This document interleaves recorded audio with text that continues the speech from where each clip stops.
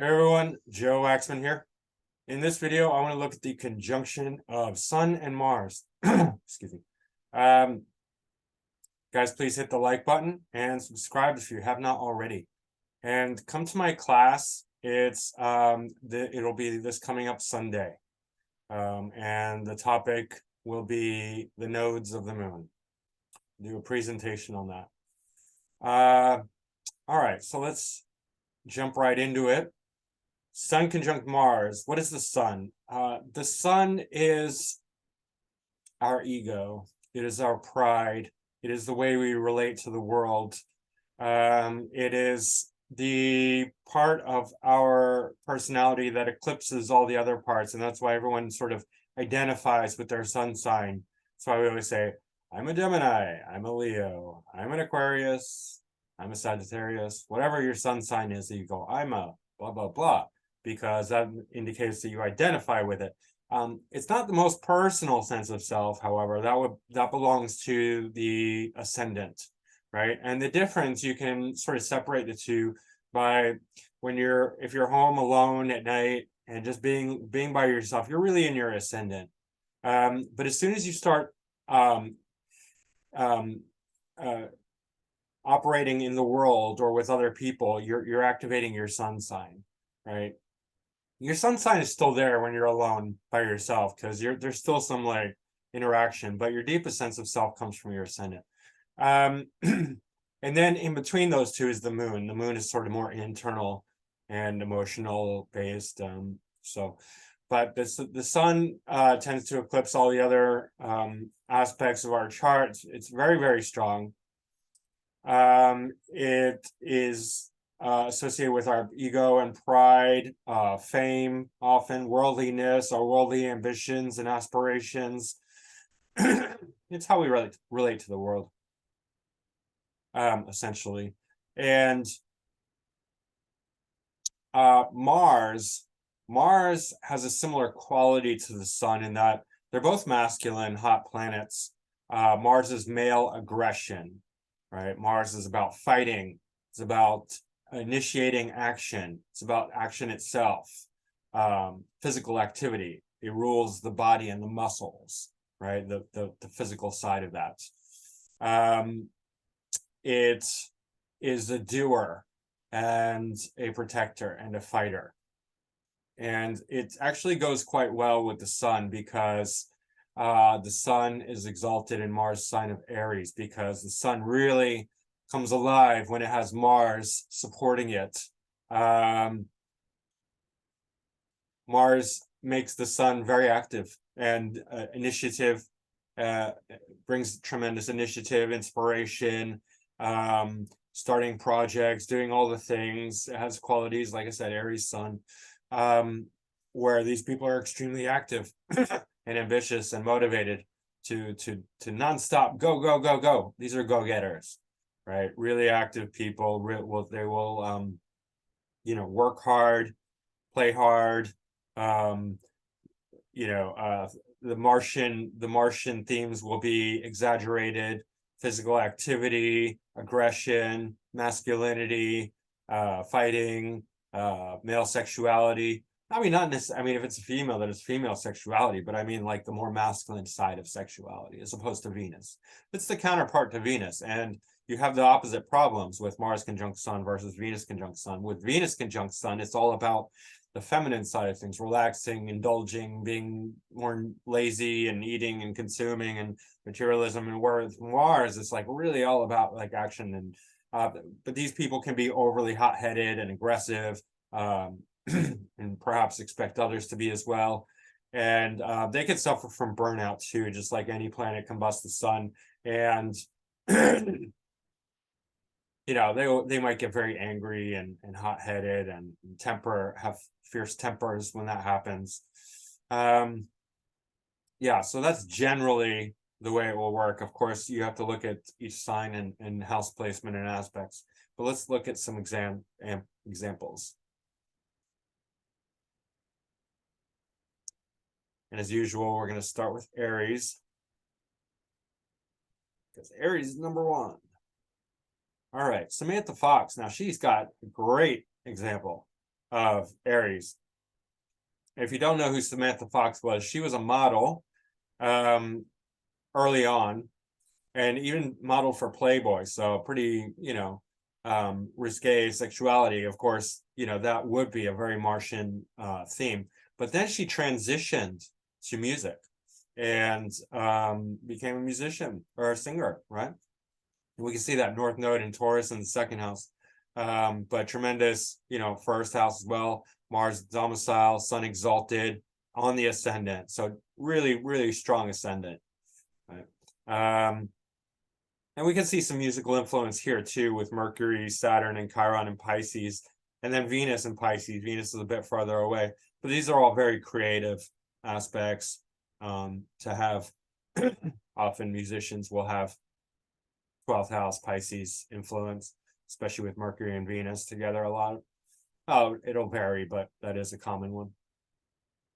Right, and then South Node, 8th house, Neptune, Scorpio. So like the nudity, the sexuality, that's going to be early on.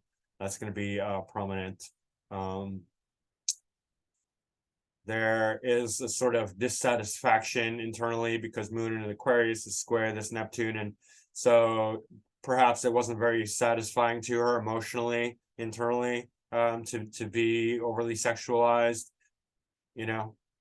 especially in a magazine like Playboy. But in any case, that did happen. Then she moved into her North Node more and was like, oh, let's do singing instead and make money and have all the security and whatnot.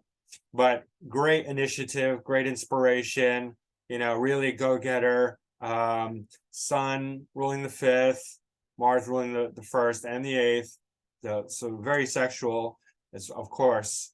Yeah.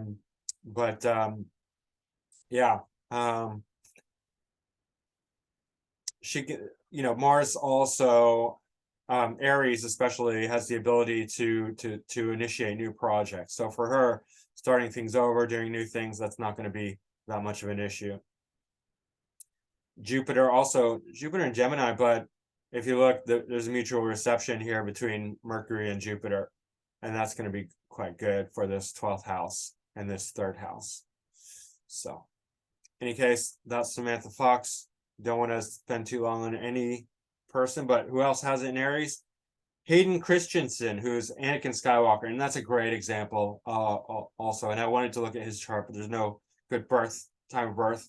But he really represents that kind of Mars and Sun in Aries conjunct, which I love because it shows that these casting directors, not always, but a lot of times they have their sixth sense about them. They know like who really has the best character for that, because you need somebody strong to play that kind of role that Anakin Skywalker played. In any case, Robin Wright, she's an actress. Julia Stiles, another actress. Napoleon III, not Napoleon Bonaparte, the original, but the third. Anyway, Jane Goodall, also the what is she, an anthropologist? I don't know.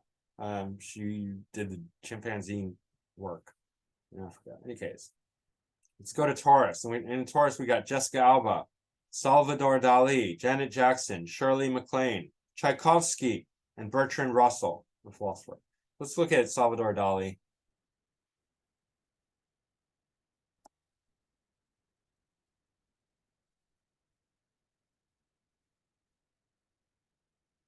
Okay, Taurus. Now we got Mercury in here. Sorry, it's not always perfect, but he is a good representation, especially in Taurus with the beauty, painting, all that. Venus is in Taurus as well. Yeah, I mean, Taurus. Somebody mentioned like they don't think Taurus is related to beauty. I'm like, really, bud, really. You need to look a little better, because Taurus is definitely related to beauty and the arts, and it's always related to beauty. Taurus is the definition of beauty. I mean, there really is no other sign that relates to beauty more than Taurus. I mean, Pisces, sure, but and even more so than Libra, much more. In any case, but why? Okay, so not just painting, obviously, Sun, Mars, Mercury, Venus, 11th house, right? But a clear square very strong between Saturn and Sun. And what's that going to do? Well, first of all, Saturn's in Aquarius, so it brings out the weirdness, but Saturn's going to crystallize it. And he wasn't just a painter, he was a surrealist, right? Surrealism, if you probably know, involves painting extremely realistically, but in an imaginary way. And so that's where we get this, not just like he's not an impressionist painter, he's not a Picasso, he's not a cubist, he's not a, he's doing things like he's melting clocks and painting animals with really long legs. That's the square to Saturn in Aquarius in the 8th house, where everything is just sort of like weird and coming apart.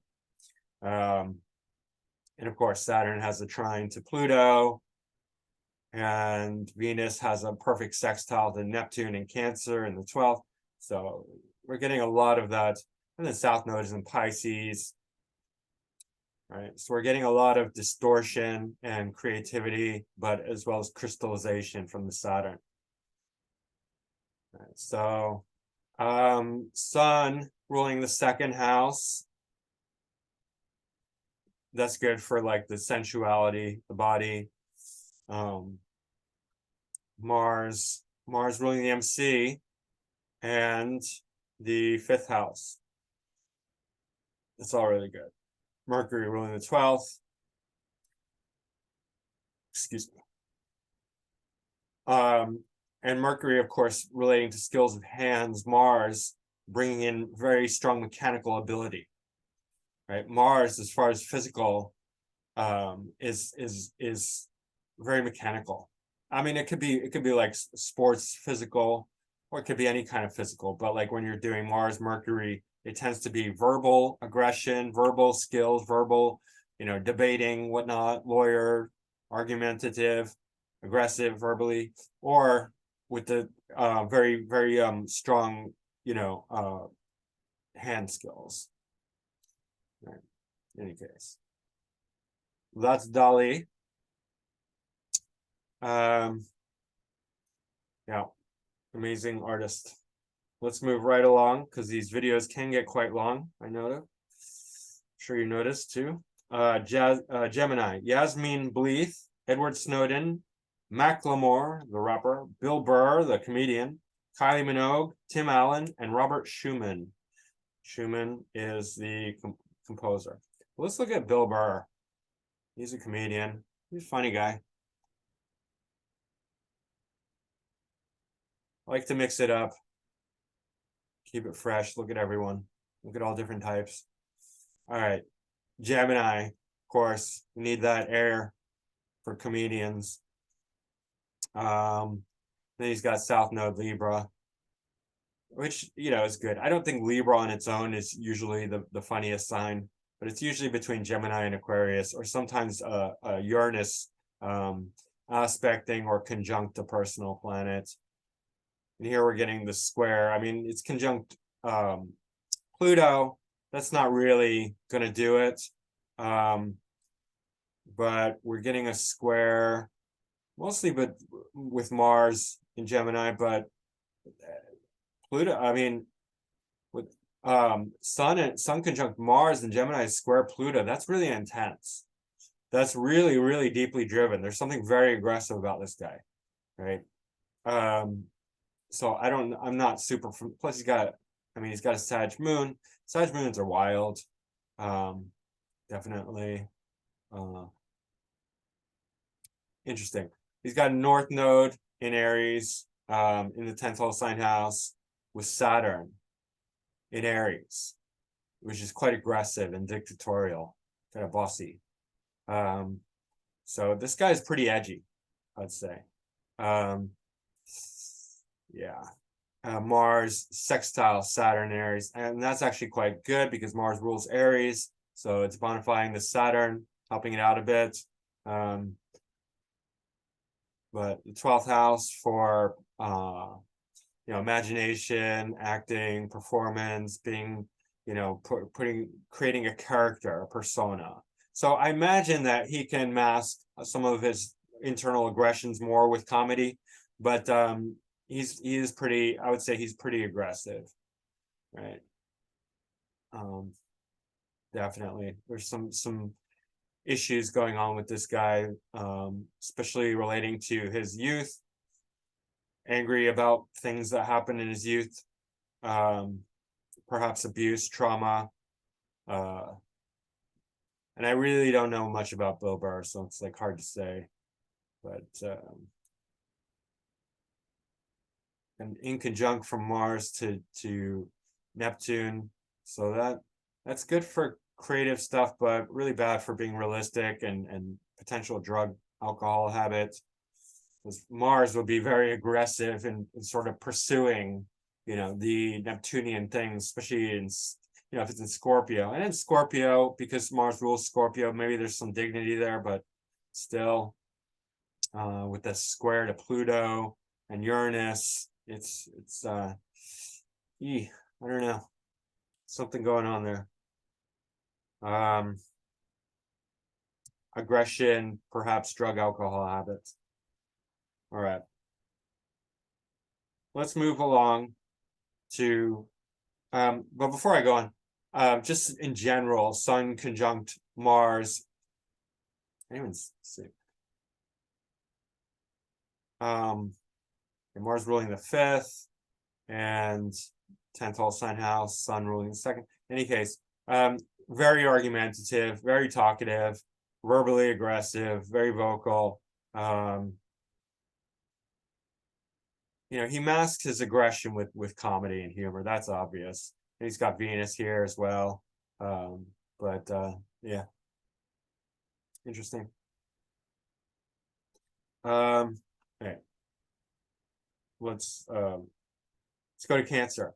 Natalie Wood, Michael Phelps, he's the swimmer, the Olympic swimmer. Cyndi Lauper, Ashley Tisdale, and Nancy Reagan. Let's go to Cyndi Lauper. I don't even know who Ashley Tisdale is. I guess she's a singer, or no, maybe an actor.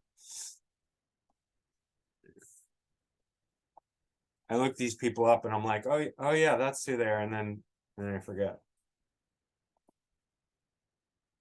Because sometimes there's not so much notable people in any category. All right, so if you're born in the 70s and you know who Cyndi Lauper is, I mean, people know who she is anyway, but I mean, actually, she was great. She was great. Girls Just Want to Have Fun. Amazing. I mean, even if you're a guy, it was a fun song. It's you don't have to be a girl to appreciate Girls Just Want to Have Fun. It's a really fun song, and she is super fun, Cyndi Lauper. She was very punky, which was the style in the 80s, because it was revolutionary in the 70s. In the 80s, it hit mainstream, and she had that punky look, which was fun. Wasn't very bold or revolutionary. It was fun though, and she was fun. She was a lot of fun. It's a great song. Girls Just Want to Have Fun. Go look at the video. All right. Sun conjunct Mars in Cancer in the 5th house. I mean, come on, with Uranus and Mercury, all in Cancer. I mean, moving into the 6th, but for the 5th, I mean, yeah, girls do just want to have fun when you have Sun conjunct Mars in Cancer in the 5th house. First of all, Mars in Cancer is not very good.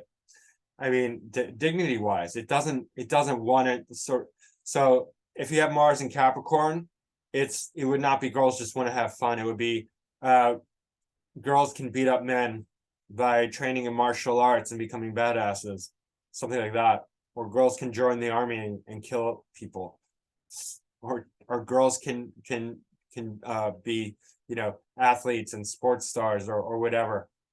But when it's in Cancer, it's sort of like falling apart. It's not really coming together. It's sort of like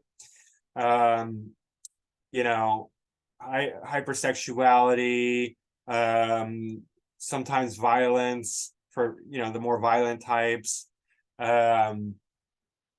drugs, alcohol, not necessarily, but just sort of losing its losing its integrity, losing its ability to hold itself together and be really responsible and train well. So this is just about letting loose and partying and just being wild and not having any real structure. So girls do just want to have fun. I'm sure she's very caring and loving. That came through as well.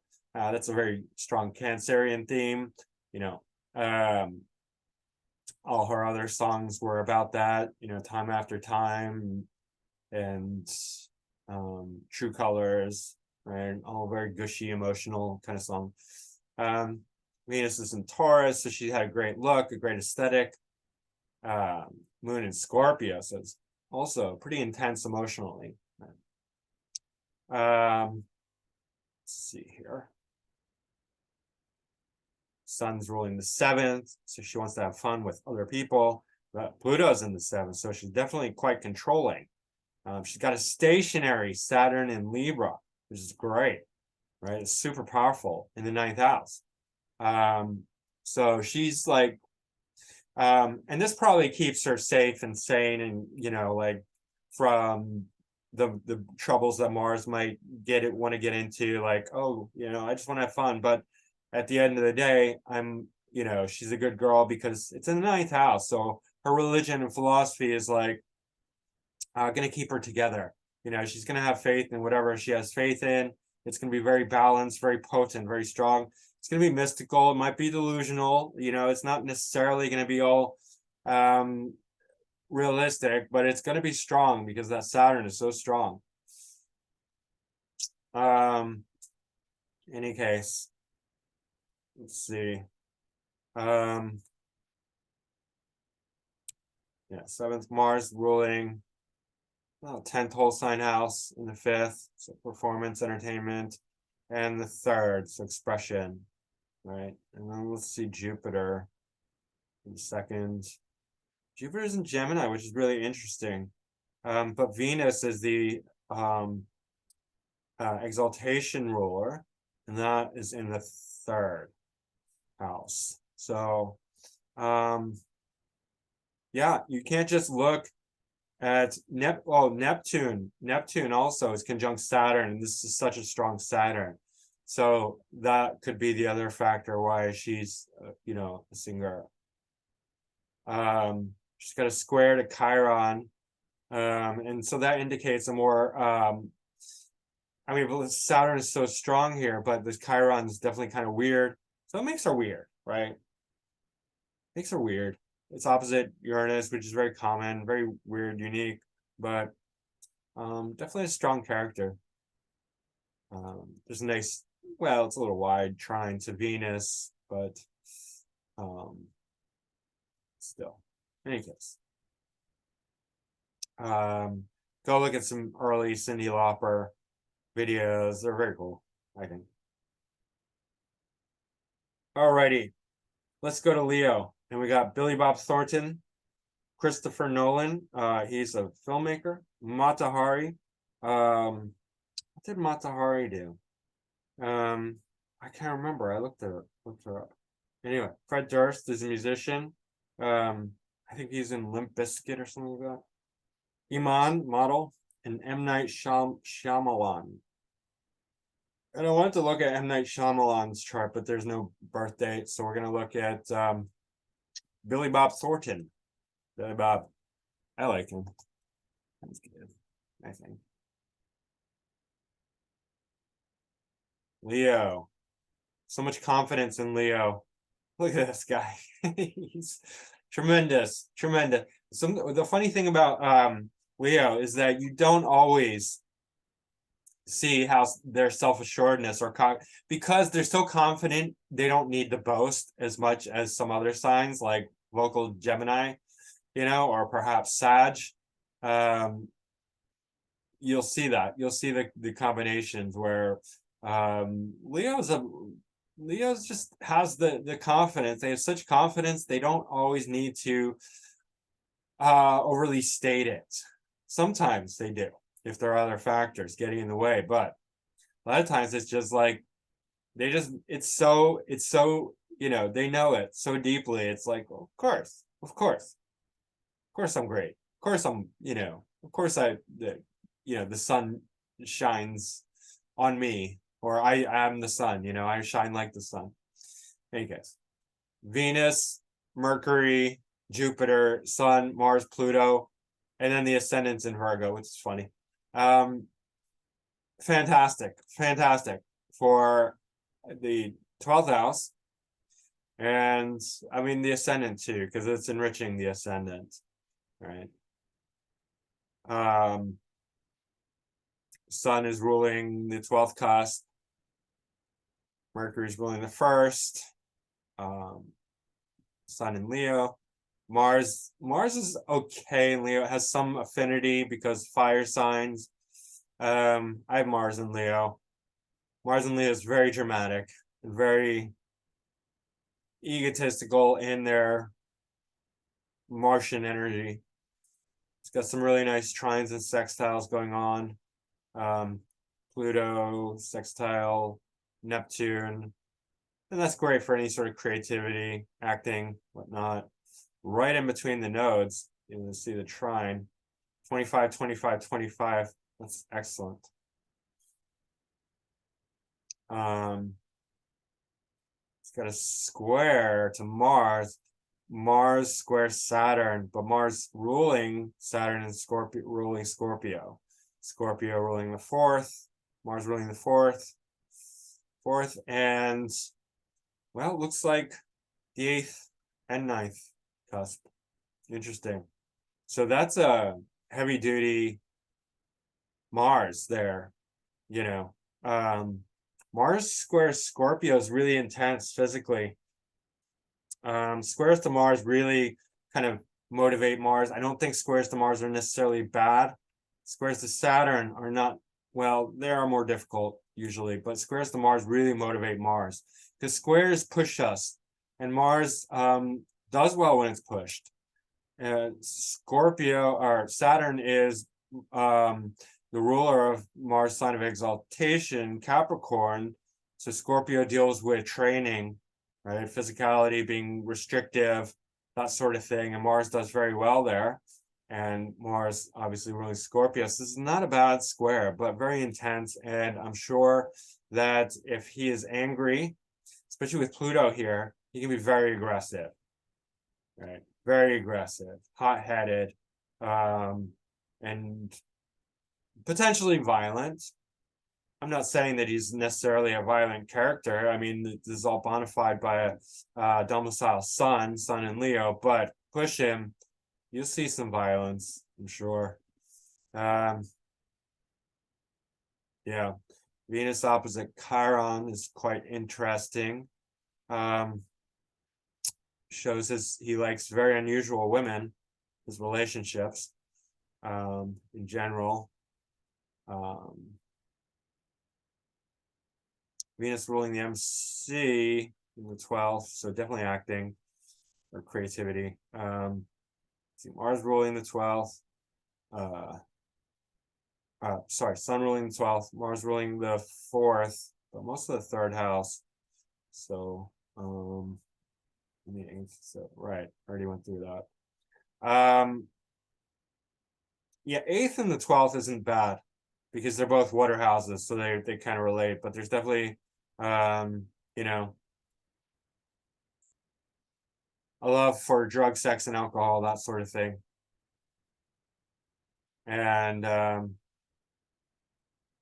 you know, deep transformational work, especially with Pluto here. Really interesting, intense chart, but very bright, sunny kind of energy, especially for acting. Yeah, in any case, Billy Bob Thornton. All right, let's go to Virgo, and we got Cameron Diaz, Blake Lively, Wiz Khalifa, Sad Guru, Evan Rachel Wood, Nick Cave. He was popular in the 90s, Nick Cave and the Bad Seeds singer. Liam Gallagher and Idris Elba. It's always a funny name, Idris Elba. Well, that's what we're going to look at. He's a good actor. Why not? Let's look at him. Virgo, also in the 12th house. See, a lot of these actors have strong 12th house. Actors, musicians, even politicians, because a lot of politicians are just actors. Right? You say, oh, they don't lie. They lie for a living. That's all they do is lie. You just can't tell because they're good at acting. So, yeah. Learn some astrology. I mean, it tells the truth. In any case. Mercury in Virgo, so it's exalted. And then Sun and Mars in Virgo. And then Mars in Virgo can be quite aggressive, right? Because Virgo does have a very fighty side to it. Yeah, it's super intellectual and puritanical and loves clean and health and all that. But Virgo definitely can be fighty. It's gonna fight for. It's gonna be an underdog. It's gonna fight for equality coming from the bottom. So it does have that that quality that coming underneath quality. That's why Virgo loves to serve. It deals with unequal relationships, but from the bottom perspective. Virgos are bottoms. Scorpios are tops. Just the way it is. He's got the Uranus Chiron opposition, which definitely is a lot of people have, but it's a painful for relationships for sure, especially in the 1st and 7th, but indicates very unique character because they're playing off each other. These are extremely unique planets, Uranus and Chiron. And then he's got it to the sesqui-square to Mercury, and then to semi-square to Uranus. So it's coming through a very strong uniqueness is coming through his expression, his intellect, right? And this Mercury, exalted Mercury, and Mercury is very strong here, exalted in Virgo, so it can handle it. But it's very, very, very unique quality in the 12th house, so great for acting. Leo moon close by, so expressing the heart, the emotions, even though it's out of sign still.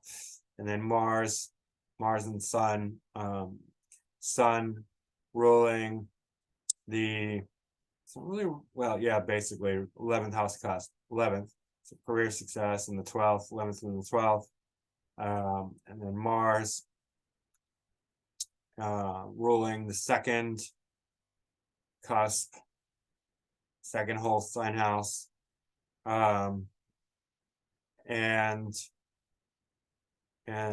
where is it? I'm sorry. No, Aries, 7th.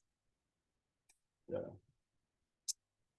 7th and 2nd. So speaking and other people, relationships. The 12th. So secret relationships, hidden relationships, potentially. Hidden affairs, things like that. Pluto right on the ascendant. That's always very powerful. Uranus in the 1st. Very eccentric, unique, independent-minded, social, political thinking, worldly, thinking about the whole world. Jupiter and Sag, that's excellent. Jupiter trine Moon, that's great. South Node Venus. So anyway, yeah, pretty strong chart. I don't want to spend too long here, but definitely very has that Virgo clean puritanical quality, as well as a bit of I can hold my own, don't fuck with me, because I don't want to fight you, but I will if I have to. Virgo, don't underestimate Virgo. That's all I can tell you. They got razor blades. They're razor sharp, Virgo. And Sun conjunct Mars is quite aggressive in any sign. In Libra, it's going to be a little bit different. Amitabh Bachchan, he's the Bollywood Indian superstar actor. Brie Larson, Buster Keaton, Fran Drescher, Roger Moore, and Alexandria Ocasio-Cortez, who we're going to look at. And she's funny. Have to look at her chart.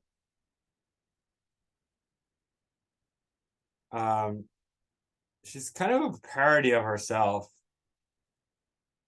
because she's just so silly and her ideas are so silly and ridiculous, and she comes off like so aggressive. This is Moon in Aries in the 4th house, dealing with homeland, right? Homeland, politics, all that. Of course, 11th house as well. Pluto and Scorpio. Eek, that's pretty intense. I mean, and then our moon is opposite Mercury and Libra. But Mars in Libra is passive aggressive. I mean, she has that, she's a great example because we can see her in real life. She's not acting. I mean, very strong 10th house. I mean, just for the fact that, yeah, it's not Venus is in here, but Mercury, Mars, and Sun are all basically in 10th house. So even in Libra, Sun, where Sun is debilitated and Mars is in detriment, there is this very aggressive quality, right?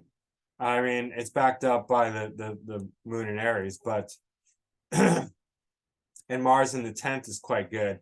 And then Mars and Mercury, even though it's kind of wide, it's a wide conjunction. Mars Mercury is very argumentative, and Mars Mercury talks a lot, right? But Mars Sun has that aggressive quality. And in Libra, it's going to be weak. It's going to be passive aggressive. It's going to not have a lot of integrity. And you know, she's a flip flopper.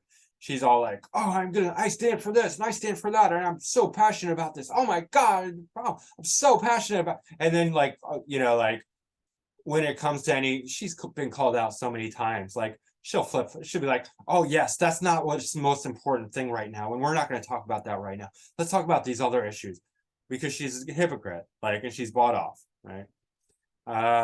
So she does have some strength though. I mean, Saturn is in Capricorn in 1st house. I mean, conjunct Uranus and Neptune. That's pretty strong, and it's opposite Jupiter and Cancer, conjunct Chiron. So her ascendant Lord in the 7th, moving into the 8th, but interesting, exalted in Cancer with Chiron here. So she's Chironic. But what's interesting about that is that she looks Chironic, and what I mean is that she looks very weird. She looks weird, right? And that's not always the case with Chiron, but it can be. But Chiron also has an inconjunct to the ascendant pretty strongly, and so that might be why, right? Jupiter's also opposite Neptune, which, Jupiter being her ascendant Lord makes her delusional. And she's so strict about her delusions, Saturn and Neptune together. So like forceful, and, Uranus is very quick. So it's a really interesting combination, right? I don't think her politics are like whoa, like wait, she's not realistic at all, and she would not be healthy for anything politically speaking, but she comes off so strong and passionate, but ultimately kind of weak because Sun and Mars are in Libra. They're not in good dignity. This is passive aggressive. It's not really straightforward, not very honest, not very, well, I don't know about honest, but not very, just lacking integrity, right? It's not going to hold. She can talk and yell and scream and demand all she wants. It's not going to, I mean, the Saturn is in Capricorn, but it's Uranus Uranus is making it more political, but it's also making it more spontaneous and impatient. Neptune's it's dissolving the boundaries. So it's really kind of interesting, right? Jupiter and Chiron's okay. I mean, it's great for creativity, for having unique sort of philosophy and understanding and expansion of the uniqueness of Chiron. In any case, Chiron is also square Mars, which is interesting. Mars. So let's see. Sun ruling 9th cusp, well, most of the 8th house. And then Mars ruling the 4th and the 12th. Interesting. 4th for homeland, for sure, for some politics. 12th. Definitely some, acting going on, some pretenses, some hidden things, secrecy. She's definitely plays a good role. She's an actress for sure. All right, that's AOC. I have no faith in her ideas, none at all. Um, there's pretty. She's a joke, but you know, a forceful joke. Let's put it that way. All right, let's move on. Scorpio, Joaquin Phoenix. Oh, he's great. I wish I could have done his chart, but there's no birth time. Danny DeVito, who we're gonna look at. Brian Adams, who I would not expect. Grace Kelly, Joseph Goebbels, Nelly, who is I guess, hip hop singer rapper.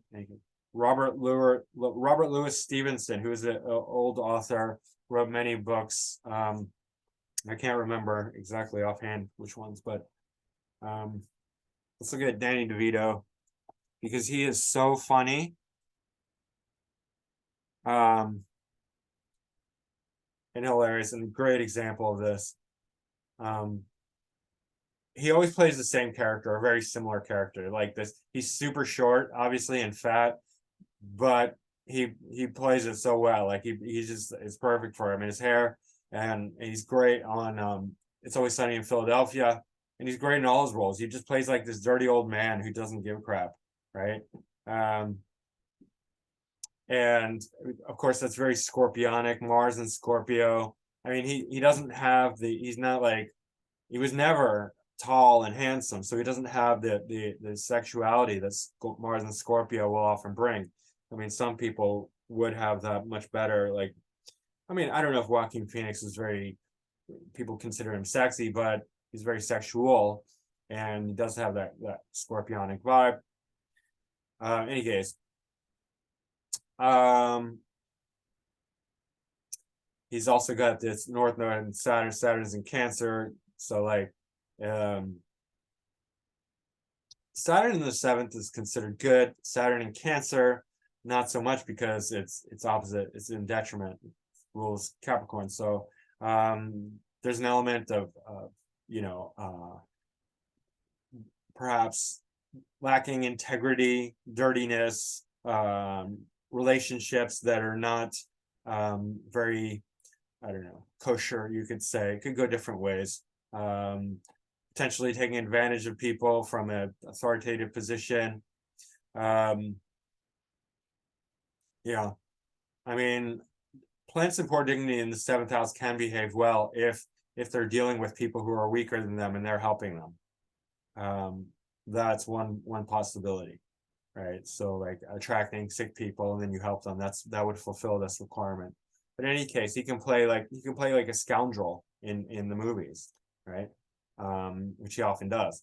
And he's got a very strong 12th house with Moon, Mercury. Moon, Mercury is generally pretty good. These people can express their heart, right? And the Mercury's trine Pluto, so it's like also the very powerful expression and intellect. It just adds a lot of dynamism. Neptune, Chiron, Jupiter. Jupiter in Virgo is not very good, but it's quite prominent here. So again, playing a sort of person lacking integrity, Jupiterian wise, but Sun conjunct Mars and Scorpio is very strong, very intense. Mars ruling the 11th house of career success, and the 4th house, early development, homeland. You know, so I'm not sure of the scope of his career, that, you know, when he became, but from early on, he probably was, you know, starting to gain success. And, you know, 4th Lord conjunct the Sun shows early fame, can be potentially. Sun ruling the 8th house cusp. So wow, yeah, definitely really deep and intense kind of character. Perfect for these dirty roles that sort of, you know, have that underbelly of like criminality, poor treatment of people, drugs, alcohol, sex, violence, all of that. And where's the humor coming from? Well, Uranus and Gemini, opposite Mercury. right? Translated to the moon, Mercury. And then, so that's really funny, because Uranus is often very funny.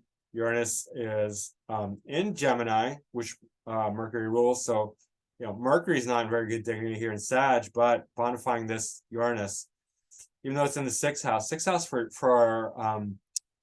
the repetition, like TV shows. He was in Taxi. He's in It's Always Sunny in Philadelphia. So humor for the daily kind of repetitive periodic TV shows. Also the 12th house for movies. He's been in numerous movies, but movies and TV will go great for him. Pluto in the 8th is, good thing there's all good aspects, generally speaking. I mean, semi-sextile is arguable. It's not the best, but not the worst between Saturn and Pluto. So I think there's definitely some reality to his character. He's probably a somewhat of a dirty old man, but we love him because he's great at what he does. So in any case, that's Danny DeVito. And I would not want to cross him because Scorpio is so vengeful. Mars in Scorpio is very fierce, and a worthy opponent. Scorpio loves to dominate, and they expect to dominate, especially an older, more mature Scorpio. When Scorpio is young, they get taken advantage of. Then they learn that they're actually stronger than other people. That's Scorpio's secret. And from a Scorpionic perspective, it's true. Now, each sign has its own sort of values and virtues. But from a Scorpio's perspective, it's all about strength and survival. And Scorpio will outlast everyone, basically. I mean, that's what Scorpio can do. It's like they got so much deep strength, internal strength, they could survive where other people would perish in other signs. So from a Scorpio's perspective, they are stronger than everyone else. And that's why they just expect to dominate other people. And they do. Often. Very often. In any case, dominate, control. Scorpio. All right. Sagittarius. Anna Faris. Mark Twain. Lucky Luciano. Nero, the Roman Caesar. Ann Coulter and Bill Hicks. Well, let's look at Mark Twain.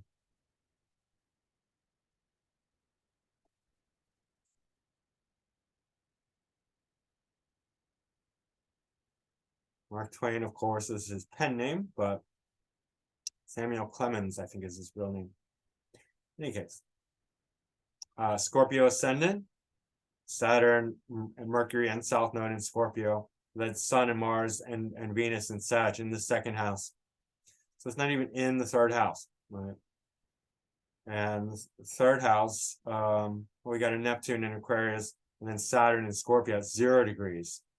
And so I also look at Mercury right in the ascendant, right? So Mercury is very strong. It's not a very strong sign of Scorpio, but it's very strong on the ascendant. Makes these people very sharp, very witty, right? And he was known for his wit and his humor and his comeback and his quick lucid mind. That's Mercury in the first. Jupiter in Cancer. That's very strong. It's exalted there. And Moon Pluto, that's really intense. Pluto trine Mars, that's very good for Mars. It's also especially because it's in Aries, so Mars is really bonifying this Pluto. And there's a square between Moon Pluto and Jupiter. Jupiter is exalted in Cancer in the 9th house, philosophy, religion. But this is really intense because Moon Pluto, especially in the 6th, is in Aries, would make somebody very aggressive and mentally, emotionally disturbed and very fighty, wanting to fight people and create enemies, make enemies. supported by Mars. So very strong, very strong. He had a very strong aggressive side to him. And it was square Jupiter, but so somehow it went against his well-developed religious philosophical beliefs. So maybe he had like this tremendous temper that at the same time was being held back, being held at bay by a certain belief in God or religion or philosophy. I don't know enough about it to really be like, it was this or that, but something like that. Like, I'm sure he had a fierce temper, especially with the Scorpio ascendant, right? Saturn is square Neptune, Aquarius. It's interesting. Saturn's ruling third lord in the 12th, so creative writing. And Mars is gaining bonification. Mars is the ascendant lord by the connection to Aries.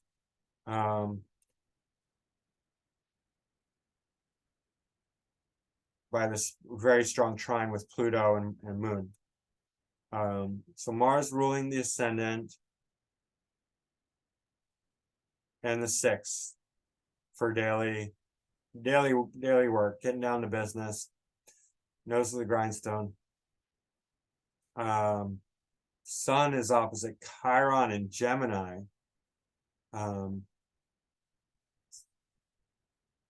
Septile to the ascendant from Chiron and Gemini for creative writing, and North Node in Taurus. That seems quite good. Sun's ruling the MC.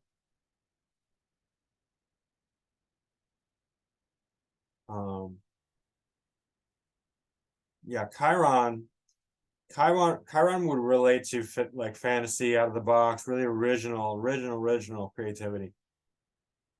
The most original, most unique.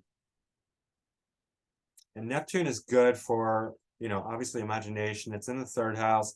It's square Saturn. Saturn's ruling the 3rd. So, and of course, Saturn rules Scorpio. So this is not bad.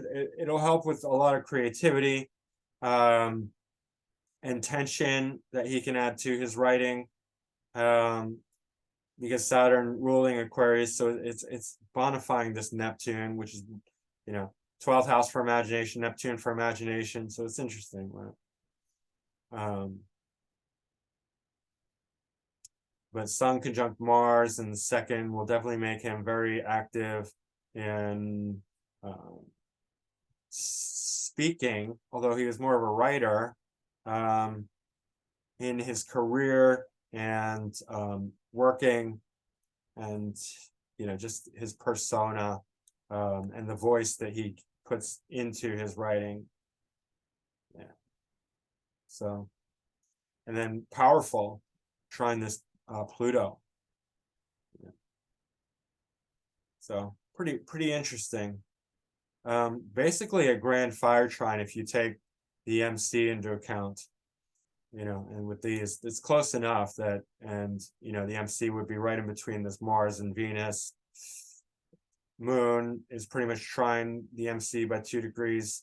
So that's really strong. We can just look here.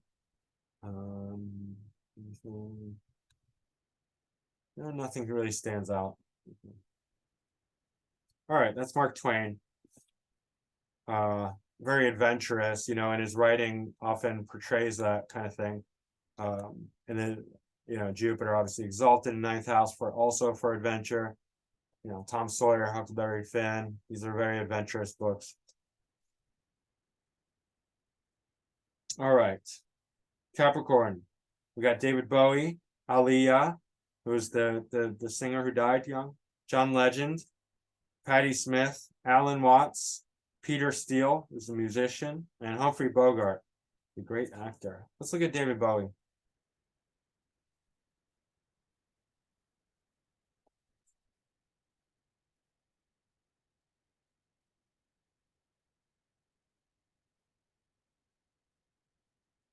Guys, I'm going to pause it just for 1 second.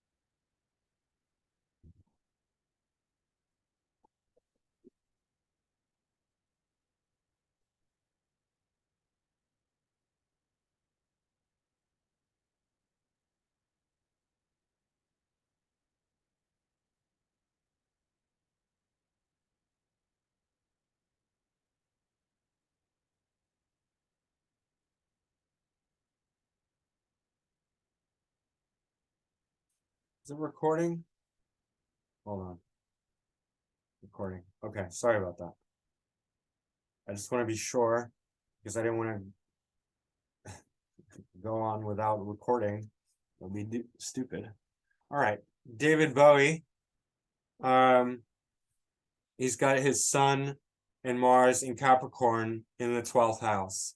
And this is a very strong position or strong combination because Mars is exalted in Capricorn. So we know with David Bowie, obviously his Mars is not coming through in a very physical way. He wasn't, I mean, it is in sort of like his presence, right? But not like he wasn't an athlete, he wasn't a martial artist, he wasn't training physically. But he was in some movies, which the 12th house would lend itself to. And he had an incredible presence. He had incredible stage presence, and he had incredible ability to transform himself.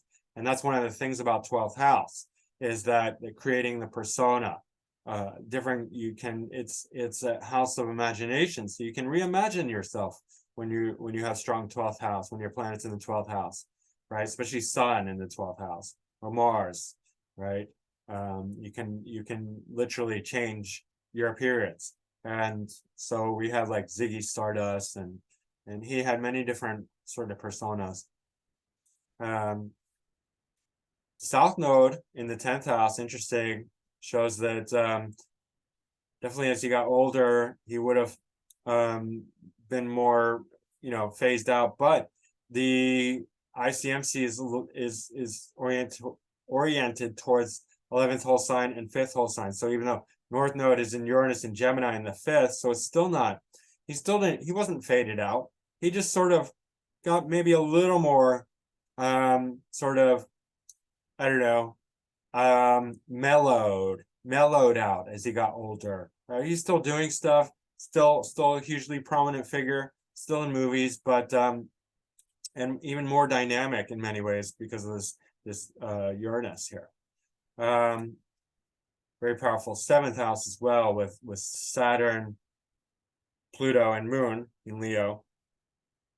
There's a septile here to Pluto.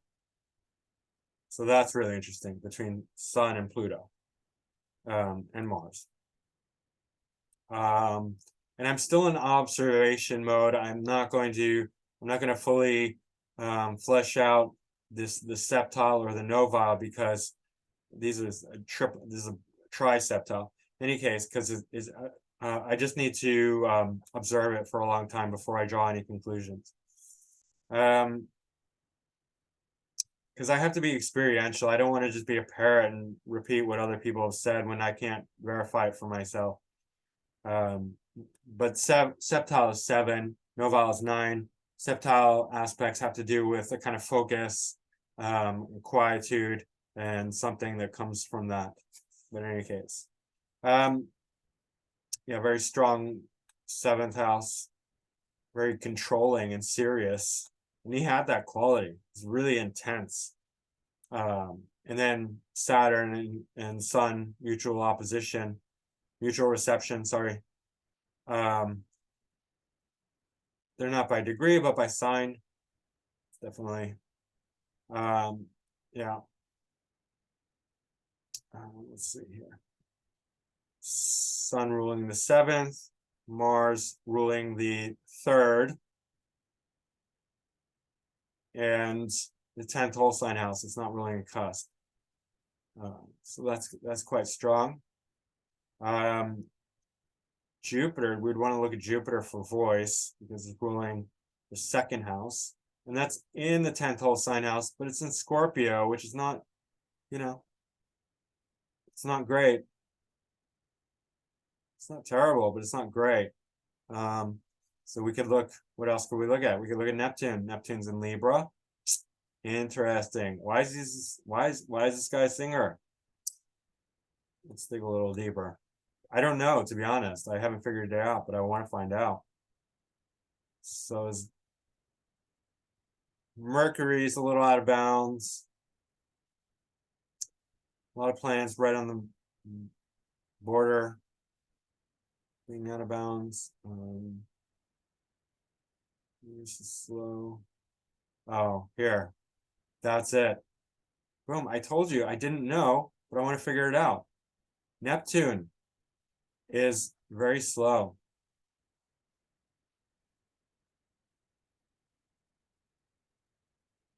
$4 days. Okay, that's not, I mean, that's could be better, but let's see here. Trine is trine to the nodes, sextile, trine and sextile. It's got a septile to Venus. Venus is the exaltation lord of Pisces. And then there's nothing in Taurus even. Amazing. Mars. Mars is exalted. Let's see. Mars has a semi-square to Venus. Let me just check here. This is difficult to see everything. Let's check Jupiter. Jupiter has a triseptile to Uranus. Wow. It's got a novile to Neptune and a quintile to the ascendant. So interesting. Yeah, I mean, fascinating. But he was more than just a singer, obviously. He definitely did have a good voice. And it's probably a combination of things. Saturn is ruling the ascendant and, has a mutual reception with the sun. So 7th, 1st. That's not really voice. Jupiter. In any case, South Node. I mean, South Node's activating Jupiter with the, and so is Venus. So that's interesting. In any case, it is what it is. You don't have to have perfect answer for everything. Some things are good to speculate upon and build information. It's a curiosity. Sometimes it's super obvious, sometimes it's a little bit less obvious. But that is David Bowie, and nobody can deny his rule. He has a very Capricornian kind of rule in the music world role. Being that he's just very well respected and very much a boss man of music. And he had that deep, powerful voice that is very, that feels very Capricornian and authoritarian in leadership. And he's played some amazing roles in movies, right? In I don't even remember what he was called, but he was just like, he looked awesome and he was doing the thing with the balls. In any case, I know I'm terrible. I remember, like, I'm a little bit kind of like autistic in certain ways, because like I'll remember all kinds of things, like especially about astrology, and then forget everything else. All right, let's go to Aquarius. Sarah Palin, Matt Dillon, Mariska Hargitay, Omran Mikhail Ivanov, who was a mystic, Eastern European mystic, Zsa Zsa Gabor, and Chris Farley. We're going to look at Chris Farley, who died, who was hilarious. I mean, he's hilarious, super intense, and with David Spade, made some great movies, and there's that meme of him like yelling at that couple about how he's living in the van down by the river. It's funny as can be. All right.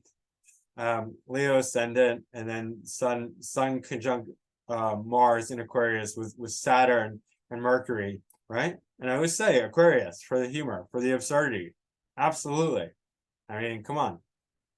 It's the best.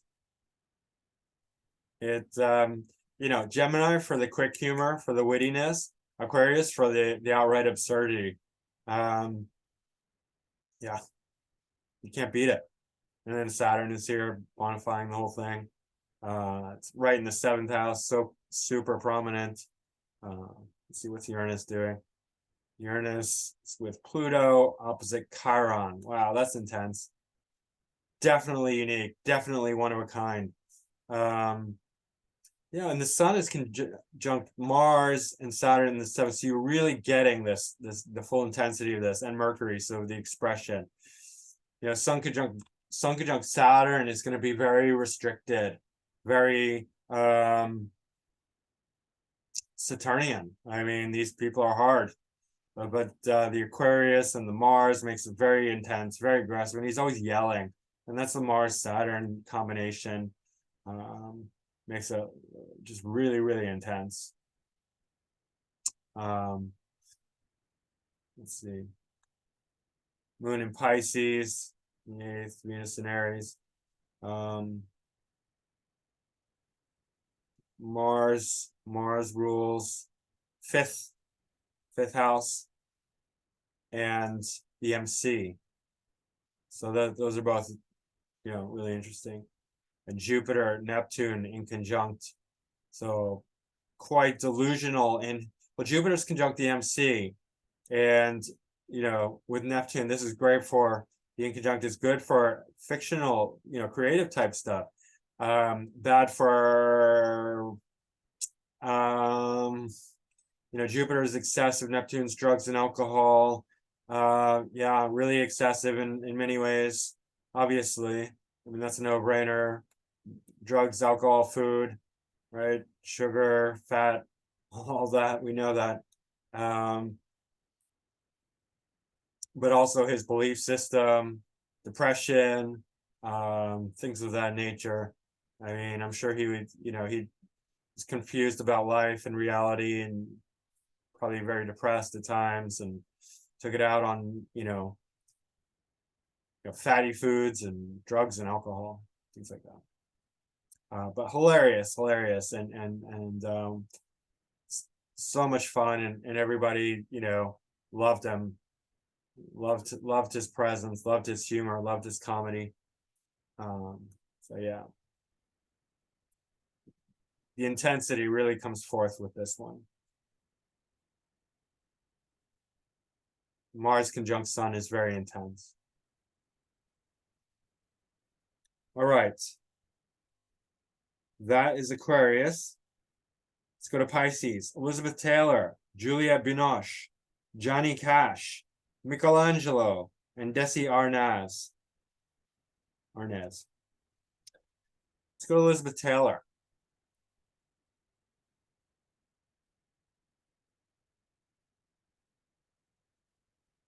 I think Elizabeth Taylor is great. Great actress. Fantastic. She's got Sun, Mars, Mercury in Pisces. Right.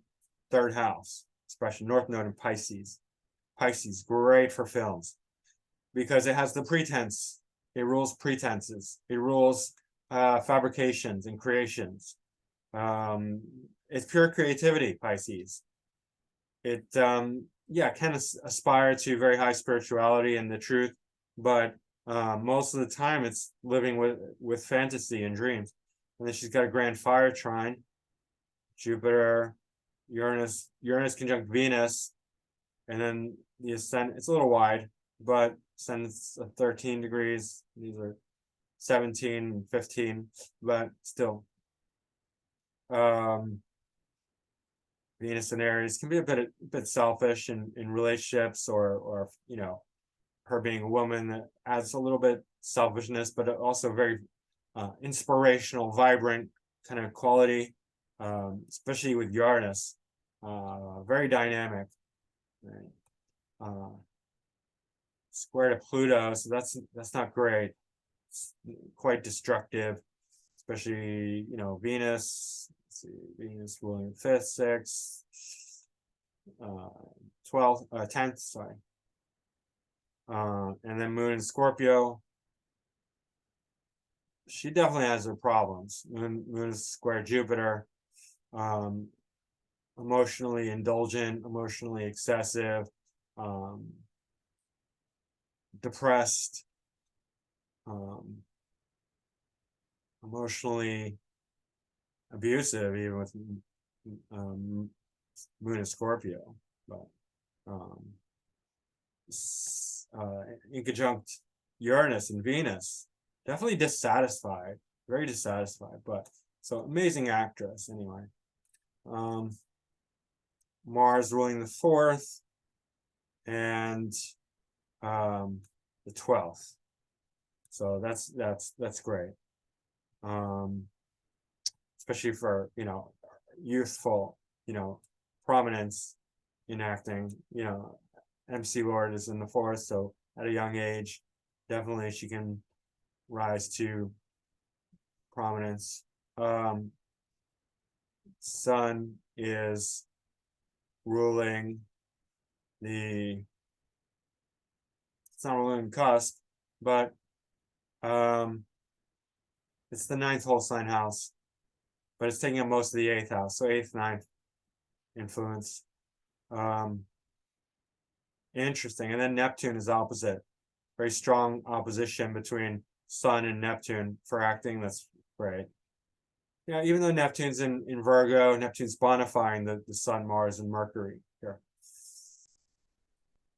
Jupiter, it's the ascendant lord. It's in Leo. So she was definitely had struggles with her own happiness, her own mental health, her own peace of mind, but great actress. South Node in the 10th whole sign house, so from a young age we could see that definitely she was having early success. Mars semi-square Uranus and Venus, very snappy, aggressive, right?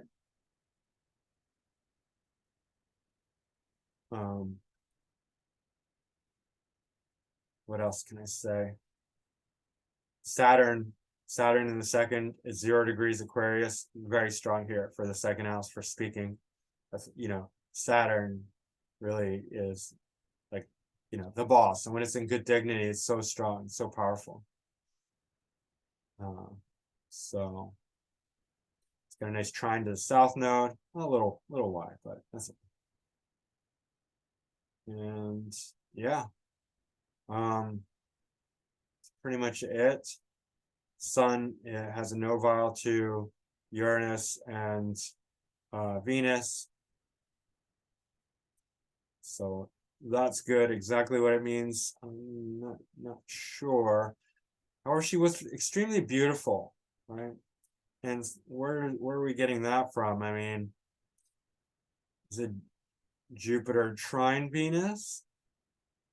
Because Jupiter is the ascendant lord, or Sun in Pisces is not always good, but then we look to Venus. There's a novile there, maybe. In any case, still, I mean, Sun opposite Neptune. Still, Saturn's in the second house, still is going to influence looks. Saturn being in good dignity, 0 degrees. In any case, it is what it is. That's Pisces. Some things we don't have to come to a conclusion about. We can just take in information and just, let it be part of things. More information we gather, the more, confirmation we can get. It's more important to find out what really works than to pretend that you are right about everything and that you automatically know. You don't always know everything.